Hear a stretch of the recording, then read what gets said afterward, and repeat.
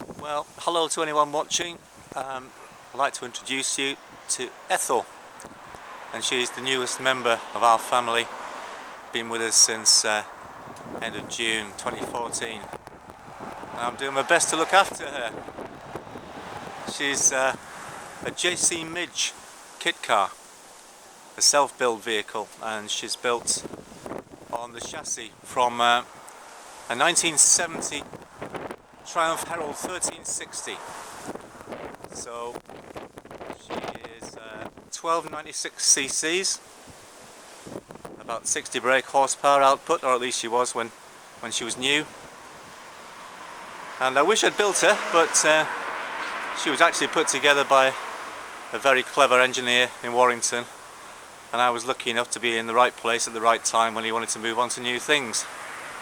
So doing our best to look after her, as I say, and I thought I'd show you around and see, so you can see what she's made of. She has the road wheels are Mark IV Spitfire wheels, these oval cutout types, and they're finished in silver. And if we look round the side here, we can see she has these Spitfire centre hubcaps, and they're matching colour to the wings and the bonnet. The paint finish is ultramarine blue over ivory, and the interior has been quite nicely done. These seats are original Herald seats.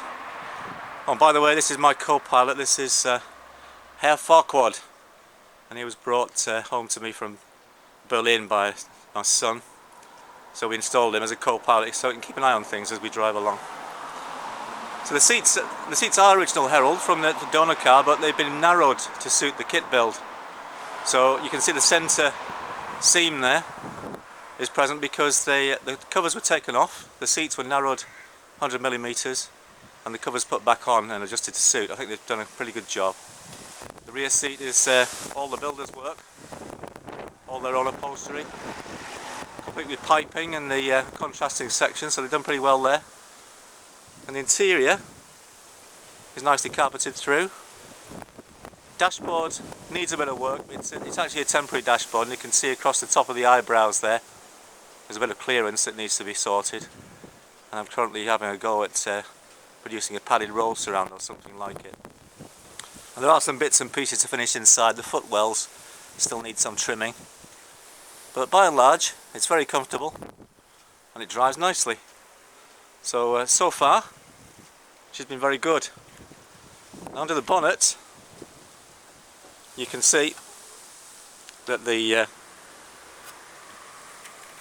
maybe that you can't see too well in this light, but the engine's pretty much original, 83,000 miles now.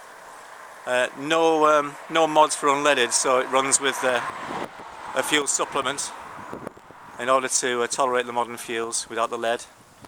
But you can see things are pretty shipshape under there, and it's had a full service. Things are timed up correctly, and it's not performing badly for an old girl. Let's look at the other side. Just coming around the front, you can see looks the part. The idea is to give the effect of a J2 1930s MG midget, and it's got a few quirks. The triple wipers is one of them, but she has plenty of character. That's her own badge there, Ethel badge, actually liberated I think from an E-series Ford from the 70s. And we have these lovely big chrome headlights which look just fantastic from the driving seat. So she's quite special to drive. There's the pancake air filter. That's mounted to the side of the Stromberg carburettor. Not quite enough room under that tapered bonnet. And we'll show you under here as well. There she is in all her glory. I think you'll agree it's quite tidy under there. Everything's ship shape, and that's our klaxon horn, which I can demonstrate for you. Here it goes. That's the noise Ethel makes when people step in the way. So no one's left in any doubt. So that's her, giving you a bit of a walk around, and I think the next thing to do is probably to take her out on the road and let you see from the passenger seat how she drives, what it's like to be on board while we go up and down the street.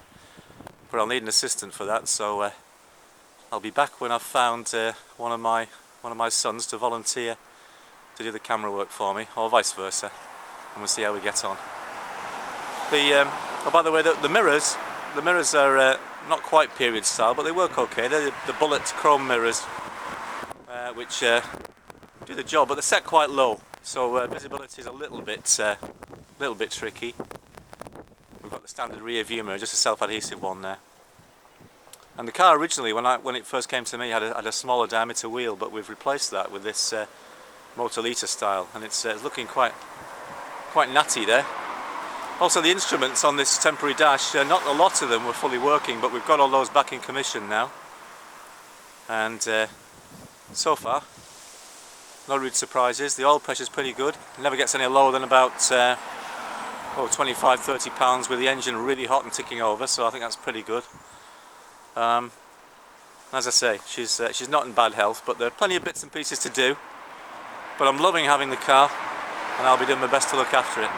Well, the boot, by the way, that's a bit unusual on these kit cars. It's actually full of bits and pieces now, so you can't see an awful lot, but you can see there's a fair amount of storage in there. Right at the bottom is the fuel tank, which isn't the original one. It was obviously fabricated by the builder, 30 litres, and all put together very nicely. The tester who MOT'd it for me had a good look around and said that the car's been built well, so I shouldn't have any worries. But anyway, they're all fun. JC Midges are all about fun, and I absolutely love having her. So wish me luck, and with a bit of luck, I'll be putting some more videos up, especially a little test drive if I can get a co-pilot to come along with me. Well, there's my no rain gear, by the way. I should have mentioned that. The car has no fixed rain gear at the moment, so it's fair weather motoring only. But that's a job we have to do to fit a pram type hood. But for the time being, I have this, if you can see there, down in between the seats, there is a loose tonneau cover, not properly secured, but it does cover the car if I need to park it for a few minutes and nip into a shop or whatever. So there she is. That's Ethel. No doubt she's happy to meet you all, and next thing I think is to get myself out on the road and let you see what it's like, a little bit of what it's like to be on board while she's travelling along. So that's me for now. I'll sign off and hopefully be back a bit later.